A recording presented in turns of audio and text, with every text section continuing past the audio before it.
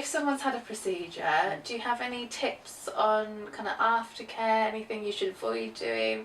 You said about obviously exposure to sunlight and things. Is that with Botox as well? Because that was fillers. So it's very much, so with Botox, what you want to do is there's things to do and not to do. So things we always encourage people to do is to exercise the muscle for about 45 minutes after the procedure, just to help draw the Botox into the muscles that we've injected around. Okay. So by contracting those muscles, you're just making it more likely to get absorbed a bit more quickly, essentially. Yeah.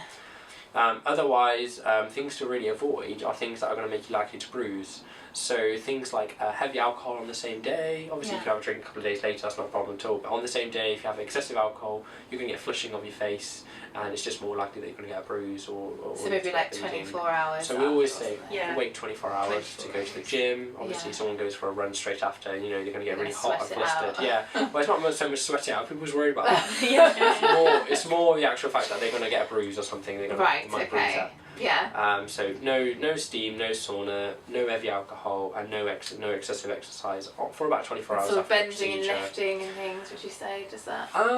Not so much. No, unless you're going to get really hot and sweaty while they're doing that. But not really, not particularly. No. Really, we just like to say, especially with lip fillers, not to have any like hot drinks or anything like that. Just for the first like 24 to 48 hours, because that can sort of melt the filler down.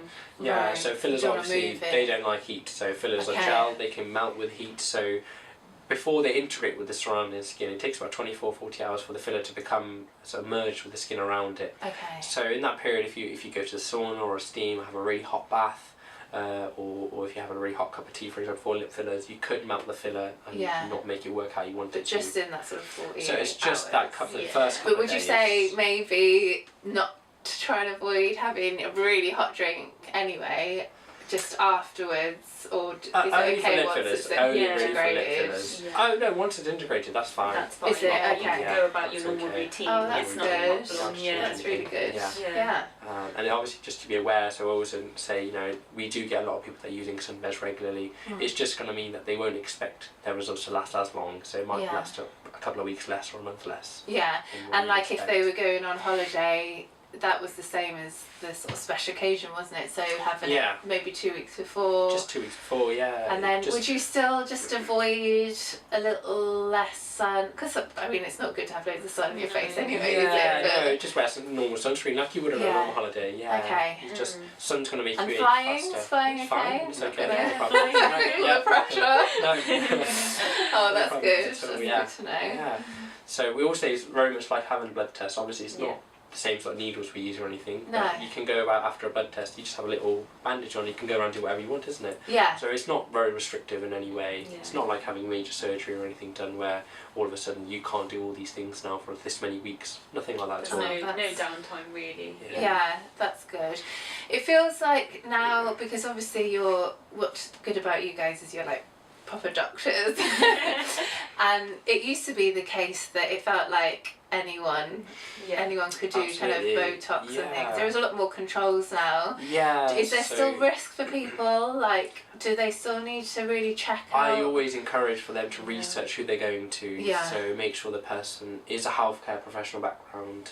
Isn't just, you know, someone who you can get hold of fillers quite reasonably easily. Even though there's lots of strict controls where you should only really go to get them from a pharmacy or the filler company themselves. They might and be able to order it from you know, people do order it from, you know, eBay and all sorts of places and they get shipped in and stuff. They don't know what. Or they get it from someone they know and they're injecting it. They don't really have the training or the qualifications to back them up.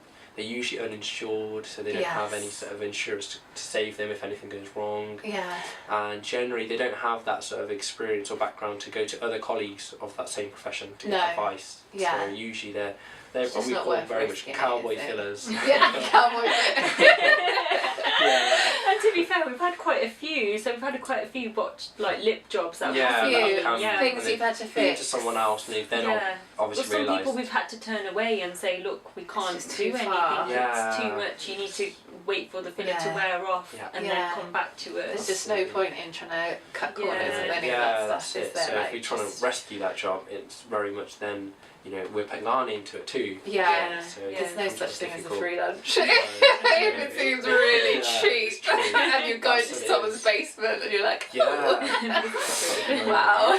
And a lot of these people, they're so we get people with lip fillers that have had them before elsewhere, and they're using like that practice, like massaging the lips afterwards. A lot of people that do their lips tell them to massage their own lips. We don't do that. No, we always tell them, well, you leave here how your lips are looking. The final result. You make sure it's right. You make sure it's right, and then you go away and you do nothing.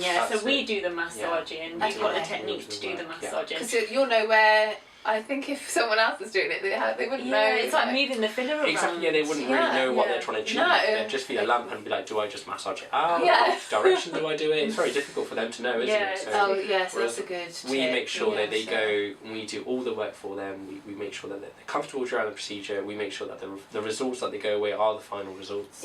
And that they don't have to worry about anything happening. And that we meet their expectations. We like doing our filler and, you know, giving our advice, but also showing them as we go along. We don't want them to wake up and suddenly be like, this wasn't something like lips, because everyone has different perceptions on what's a good looking lip, isn't it? So you see lots of celebrity lips and everyone's got different shaped lips, and people want, you know, everyone wants different results from their lip filler. So rather than just giving everyone identical lips, we always try to tailor the approach to, you know, what would you like, and then we give our opinion and what we can achieve. So we always sort of tailor the result to what they desire. That's really good, because I bet you get a lot of people as well, like in the same way that you get people coming in for makeup and they'll show a picture of like of Angelina Jolie, but then I don't look anything like them, so you have just kind of, I suppose it's much more dramatic in a way, because you have to really explain the difference. Keep their expectations realistic, isn't it? I mean, the transformation you can achieve with fillers is really amazing. Like, we see it every day because we're doing it day in, day out. Like, a lot of people don't get to witness what actually happens. And even today when we did a client early this morning, and she had a friend watching, her friend was just so surprised as just seeing the wrinkles disappear and just become filled and become so young and it's really amazing. That's amazing. We'll definitely have to film one of these treatments as well, so you know, just really see the instant results. Yeah, definitely. Just to break down, I know we've spoken quite a lot about your treatments, but do you want to just quickly go through we can go through some treatments. So I'll cover the fillers and you can do the Botox if you want. That's fine, So with the fillers, obviously there's so much you can do to someone's face. So I'll start with the lips, because that's the most popular area and that's the most sort of what people know most about. So there's still a lot of things people don't know about lips because they've not really been educated. So with the lips, obviously the way to fill them is you want to use a filler that's going to give them good looking results with the lips, but at the same time it moves when they talk. So you don't want it to give them lumpy lips, you don't want their lips to look puffy or too overwhelmingly large. So I always encourage people, don't know how much to go for, and I always say start with a mil, because then if you want more, or if you like the swollen look that you get a couple of days later, you can come back, we can put more in. But if we start with too much, it's hard, obviously, even though we can dissolve it, it's the last thing you want to do. It's just nice to go subtle and then work it up. Do you turn people away if they're sort of if you feel like they're taking it a bit too far? So I've only had to turn one person away, and I was after 3 mil the filler. We're going up to 4 mils. It's too extreme. And I was like, no, I think this is about the most. This is still looking quite good. After this, it won't look good. Because anything could be addictive. It very much is. So you see a result, and then you think, if I have more. It's about educating as well, because we get a lot of people come back and say, I like the swollen look, and you know, we just have to remind them your lips will swell up, but they'll, you know, it will reduce, and that will be the final look. So not to get addicted to that swollen look and to expect it to go down, and then you'll get the complete final look. So you can shape the lips, so you can create a vermilion border. The vermilion border can just sort of, by filling that, you're essentially creating more sort of well-defined edge to the lips. So it's very much the border of the lips are filled, which is very much the basic bread and butter of doing lip fillers. Obviously, then there's more advanced approaches that we do, which is using massive techniques for lip filling. So you're creating a filtrum column for someone, or you're just essentially enhancing their cupid's bow. A lot of people don't have a cupid's bow, and you just want to make it very much. That's very much the in thing at the moment. Like the classic. Yeah, the pout with the prominent cupid's bow. Yeah, it is. Yeah, and it just adds so much to someone's face. It just makes them look a lot more sort of elegant and classy as well. Yeah, it's really, really good once you have that.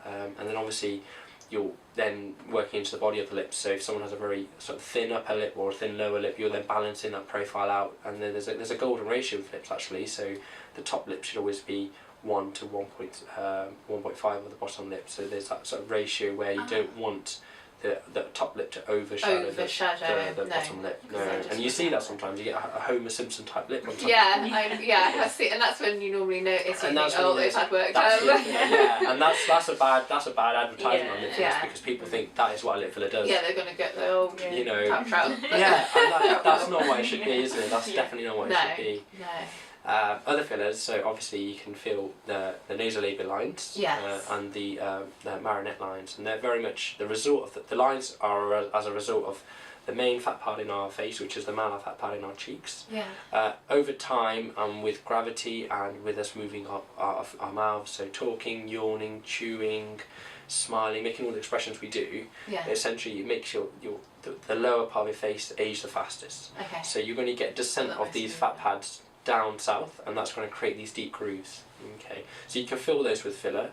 I always encourage to start higher up, purely because if you add more weight with filler down here to try to correct those lines, you're going to be constantly chasing because you've got more weight going down, everything's going to be going down. You want a lifting effect, so to create that by filling, for example, higher up, so in the cheeks, a lot of people say, oh, but I've got nice cheeks already, or I'm middle-aged, I don't really want that. So it's lifting it all, though, you're placing the filler very much in the middle where they've lost that sort of, they get sunken cheeks almost, or saggy cheeks. That's very much filling those up to what they used to have their cheeks like. And you're then essentially everything underneath is going to get lifted. Pulled up a bit. It looks more. It also looks very much more natural. You can't tell they've had filler done. No, because everything just looks like how they were, for example, 10 or 15 years ago. So it doesn't look like they've been filled artificially. It looks very natural and subtle. Whereas for the younger girls, filler on the sides is more important because they want that sort of contour look. Yeah, they want those high cheekbones. They spend a lot of time with makeup trying to create a shadow underneath the cheekbones. That's the big thing that everyone's into. Exactly. Whereas with this filler, you're going to naturally get that shadow because you have a very nice cheekbone that we create with the filler. And obviously, because it's such a thick filler, that lasts 18 months or so. It's a very long time this one lasts, isn't it? So, and it's lovely seeing the actual shadow so natural that it's just there for them. And they don't have to worry about putting on loads of makeup. Trying to cheat it too much. Because you contour it so much and it does look good in pictures, but then when they turn to the side, when people take it too far, it's like a line thing to do. It's never going to work. Definitely.